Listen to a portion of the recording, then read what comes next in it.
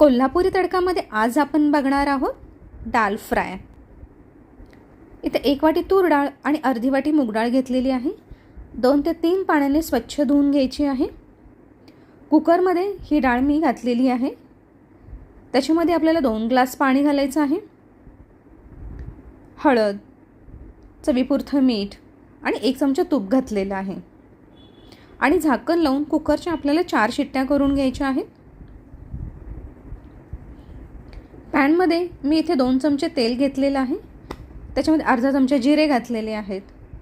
2 हिरव्या मिरच्या बारीक चिरून घेतलेल्या आहेत। आलं लसूण पेस्ट 1 चमचा घातलेली आहे।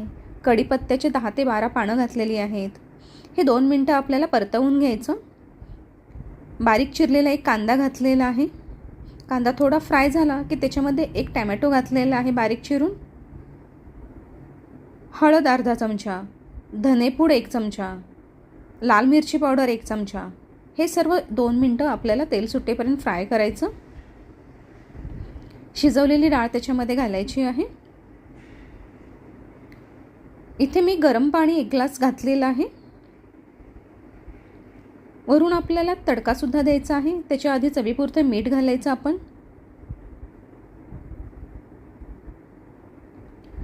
3 मिनिटं ही डाळ आपल्याला अशी शिजवून द्यायची आहे।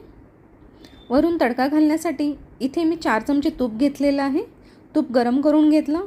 त्याच्यामध्ये हिंग, लाल मिरची पावडर आणि सुकी मिरची याचा तडका दिलेला आहे।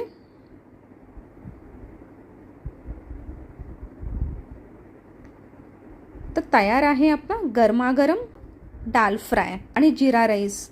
हे कॉम्बिनेशन अगदी छान आहे। तर ही रेसिपी तुम्हाला आवडल्यास तुम्ही नक्की ट्राय करा।